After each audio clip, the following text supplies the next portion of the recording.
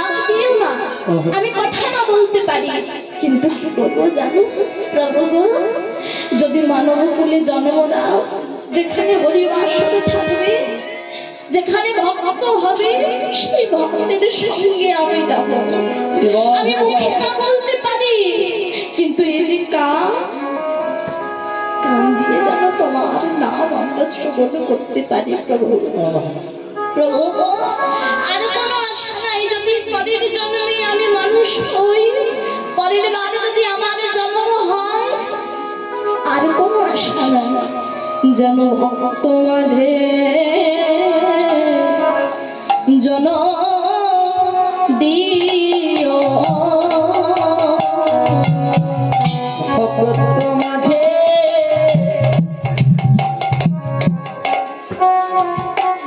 যেন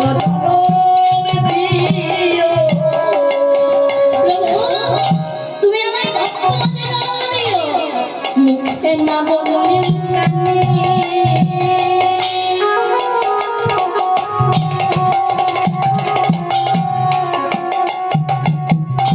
না বললে কানে শুনতে পারি।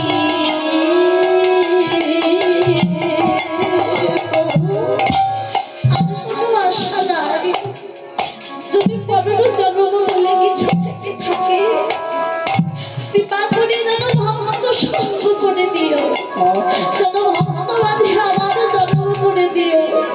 আমি মুখে না বলতে পারি, কিন্তু কানে যেন শুনতে পাই, মুখে না বললে কানে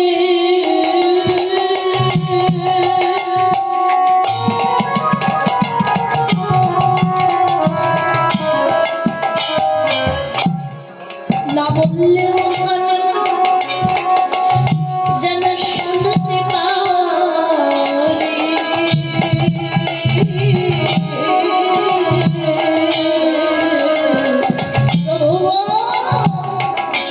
যেন ভক্ত মাঝে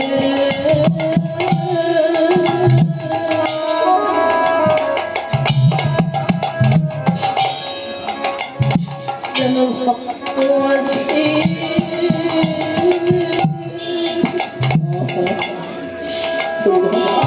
জন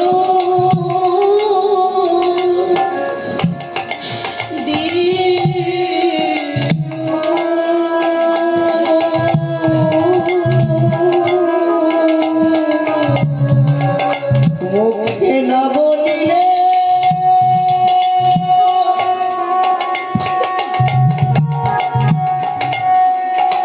কানে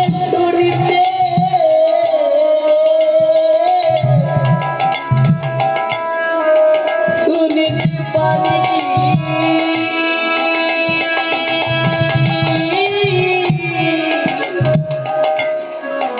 শোনো ভক্ত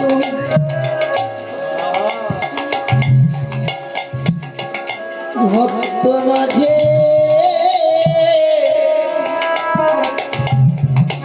আমার জনম দিও। মুখে যদি না বলতে পারি, তাতে কোনো দুঃখ নাই। পশু বলে বা মানব বলে, তাতে কোনো দুঃখ নাই। কিন্তু প্রভু, তুমি যেন ভক্ত মাঝে জন্ম দিও, আমি যেন ভক্তের সঙ্গ করতে পারি, আর কোনো আশা নাই প্রভু। প্রাণকৃষ্ণচন্দ্রই আমার সকল গাভীদের বাবা একত্রিত করেছে, একত্রিত করে বাবা আজ প্রাণকৃষ্ণচন্দ্রই আমার সকল ধেনুর পালকে একত্রিত করে সখাদের সঙ্গে নিয়ে, সখাদের বলছে, ও শাখা দেখ দেখ, গগনে যে আর বেলা নাই, এবার তো আমাদের ঘরে ফিরে যেতে হবে, আর আমাদের দেরি করলে চলবে না, চল এবার আমরা ঘরে ফিরে যাই। তাই কি করেছি, প্রাণ গোবিন্দই আমার সমস্ত দেহবানকে সঙ্গে নিয়েছেন, সঙ্গে নিয়ে সখাদেরকে সঙ্গে নিয়ে আজ তিনি কোথায় যাচ্ছেন না, জামতের পথ ধরে বাবা ঘরে ফিরে যাচ্ছেন। কেমন ভাবে, ছোটি ছোটি গাইয়া ছোটি ছোটি বল